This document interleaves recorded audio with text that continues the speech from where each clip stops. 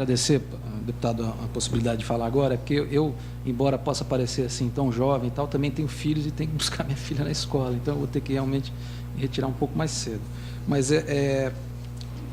quero dizer, deputado Aldo, eu não, de fato, nem de longe quero dizer aqui que tenho o conhecimento que o senhor tem, ou mesmo o Sérgio Leitão, a respeito da história do Brasil, e acho que as convicções pessoais eu também respeito, né, e humildemente respeito, né. Meu avô, por exemplo, achava que comunista comia criancinha, né, uma pessoa ilustrada, foi prefeito de cidades do interior, de Tabatinga, né, tinha as convicções dele e achava que ambientalista era comunista, e achava que ambientalista queria, na verdade, acabar com a riqueza nacional. O Algori acha que a luta em defesa do meio ambiente é a mesma luta que foi travada contra o comunismo.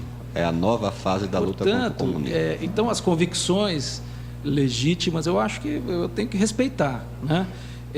Eu acho que o Sérgio pontuou muito bem, se eu quisesse repetir, não conseguiria dizer da mesma forma. Nós estamos tratando e colocando uma visão a respeito do interesse nacional, né, dentro de uma visão pautada também na realidade, né? O Brasil, que tem 50% das suas florestas em pé, não pode ser tratado como um país do agronegócio. E qual é a postura e a posição que o nosso governo e os nossos governos tiveram e têm? Desculpa, presidente, mas é importante a gente entender, essa colocação, sua frase, um país tem 50% das florestas em pé, não pode ser tratado como o país do agronegócio? Só como o país do agronegócio. Mas por que não? Porque um país que tem 50% de florestas pode ser também tratado como um país que produz floresta. Pode ser também tratado como um país que produz riqueza e permite a sobrevivência, a existência das pessoas na floresta, da floresta, com a floresta, e são alguns milhões de habitantes que vivem lá e que têm uma perspectiva diferente de vida. Eu não falo em nome deles, obviamente, mas conheço alguns. Eu comecei minha carreira, deputado, como um advogado de pescadores dentro de uma estação ecológica, que estavam sendo retirados da estação ecológica, e eu entrei pelo tema ambiental defendendo esses pescadores, porque entendia que eles tinham direito de ficar naquela estação ecológica, porque eles usavam tradicionalmente os recursos, fiz parecer a respeito. Então, um pouquinho da história recente, quer dizer, não estamos aqui dentro de uma visão, dentro dessa visão que coloca o meio ambiente dentro de uma redoma e que o social está fora, né? O que eu quis colocar, talvez não tenha colocado de forma tão brilhante, é que o tema do Código Florestal, ele tem tudo a ver com economia. Eu não falei aqui de ecologia. Aliás, eu acho que eu fui um dos que menos falou aqui de ecologia, né? Meio ambiente tem tudo a ver com economia. Nós estamos falando de água como recurso econômico vital para a exportação da soja, né? Então, quando a gente trata da questão da anistia, e eu vou entrar nesse assunto, quando a gente trata da questão da anistia, concordo com o deputado, e é isso que a gente defende, uma coisa é uma anistia ou um perdão, que o perdão é bom, acho que muitos aqui são cristãos e a base do cristianismo, perdão é importante, dá uma condição para ele reparar o dano, dar a condição para reparar o dano, não é reconhecer e bater nas costas de quem cometeu um equívoco e quer simplesmente apagar o equívoco. Então eu concordo, deputado.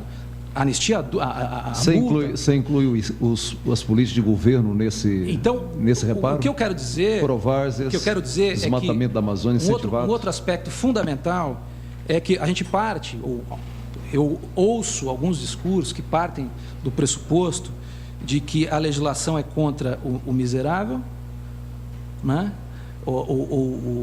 E é a pobreza que é a principal causa dos danos ambientais, né? Mas alguns se esquecem de que quem exporta a madeira bruta do Brasil para fora não são os pequenos. Quem se beneficia, né, vendendo 1 metro cúbico de mogno a $2.000 e comprando uma árvore inteira a R$100 de quem está jogado lá na floresta, não são aqueles miseráveis. São grandes empresas, muitas delas inclusive como disse o Sérgio Leitão aqui, com incentivo público, né? Então, acho que a gente tem que rechear um pouco esse debate também com um pouco dessa realidade. Assim como também aquele pobre coitado que no Acre, eu conheço um pouco lá o Acre, que hoje está com dificuldade de sobreviver nas reservas extrativistas e que estão lá criando o seu gado, não são eles que estão exportando aquela carne, né? Eles estão arrendando para médios e grandes produtores cuja terra no Acre está se esgotando, deputado, porque não existe uma política que os incentive a recuperar aqueles pastos. Então, nós não podemos, eu vou resumir aqui a minha fala, teria outras considerações, mas nós não podemos substituir a ausência do Estado por ausência de lei. O Estado não chegou, ou o Estado chegou e fez o contrário. O Estado não dá conta, o Estado não traz política. Então, vamos fazer o seguinte, vamos esquecer essa lei. Vamos adequar a lei à ausência do Estado, né? Eu acho que essa é um reconhecimento, né, de impotência, né? Então, quais são as políticas? O Sérgio citou algumas coisas, tem vários debates aqui no Congresso a respeito disso. Nós não podemos simplesmente resolver a ausência do Estado com a ausência de lei. Vou dar um exemplo que está, inclusive, sob a responsabilidade do deputado Aldo Rebelo. O discurso que foi colocado aqui a respeito do licenciamento ambiental, da morosidade do licenciamento ambiental, dos critérios exagerados do licenciamento ambiental. Quer dizer, então, e está na proposta que está em debate aqui, vamos resolver um problema de incapacidade do Estado ou de falta de prioridade nos processos de licenciamento com a ausência da lei, criando a figura do licenciamento ambiental por decurso de prazo.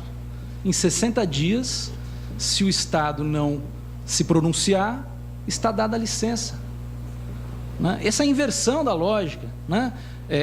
Cadê nos estados as emendas para fortalecer o Sistema Nacional de Meio Ambiente, para criar um órgão que está tratando de desenvolvimento econômico, deputado? O licenciamento ambiental trata também de desenvolvimento econômico, né? Dar as condições para que essa atividade econômica possa se perpetuar naquele local, naquela região, atendendo o zoneamento ecológico econômico, atendendo outras condicionantes ambientais e de capacidade de suporte do solo. Quando se coloca aqui que nós vamos simplesmente anistiar e acabar com a reserva legal, independentemente do zoneamento ecológico econômico, nós temos um retrocesso no debate. Há 10 anos atrás, a bandeira de alguns parlamentares que propunham a mudança do Código Florestal era a seguinte: temos que definir estes temas a partir do zoneamento ecológico econômico. E hoje as propostas são as seguintes: não, esquece isso aí, apaga o passado, né? Então nós não podemos, e isso tem a ver com democracia, isso tem a ver com interesse social, né? Nós não podemos resolver o problema da impotência do Estado com simplesmente apagar a lei, né? Em relação, deputado, o senhor colocou uma pergunta sobre como é que nós vemos a questão do cumprimento da lei, da vigência da lei no tempo. Eu entendo, e no direito é assim, tem 2 advogados, tem pelo menos 3 opiniões, dependendo do dia e da lua, né? Mas eu entendo que quem cumpriu a lei, no momento em que a lei definia determinado comportamento, cumpriu a lei. A lei mudou no futuro, inclusive há pareceres da AGU nesse sentido. Se for obrigado a reparar, terá que ser indenizado. Se ele for obrigado a recompor uma área, tendo ele cumprido a lei no tempo, ele terá que ser reparado economicamente, né? Agora, aí entram os meandros do direito, né? Tem que examinar, porque cumprir a lei não é simplesmente respeitar os 50%. Tinha que ter autorização, tinha que ter averbado a reserva legal, tinha que ter desmatado na época, porque a licença tem também prazo de vigência, né? Então, aí entram nos debates, né, que é a casuística, que não vem ao caso. Mas eu entendo que quem desmatou os 50%, quando a lei assim o definia, está assegurado não pelo direito adquirido, pelo ato jurídico perfeito, né? Eu só quero reforçar isso, quer dizer, eu acho que a história do passado, nós não podemos reproduzi-la na Amazônia. Tem uma visão que o gado é importante, que a pecuária é importante, mas a floresta está ali colocada como um recurso econômico vital, socioeconômico vital, de interesse nacional. Soberania nacional é exatamente ocupar da melhor forma possível, de forma eficiente, gerando riqueza, atendendo a população e prestando o serviço que a nossa Constituição coloca. A nossa Constituição coloca a floresta amazônica como patrimônio nacional. A Constituição Nacional coloca a Mata Atlântica como patrimônio nacional. Então, a soberania é usá-lo tal qual como diz a Constituição, de acordo com os critérios estabelecidos na lei. Está lá o artigo 225. Né? Patrimônio nacional e sua utilização far-se-á de forma a manter os recursos naturais conforme disposto na legislação. Então, nós não podemos esquecer isso.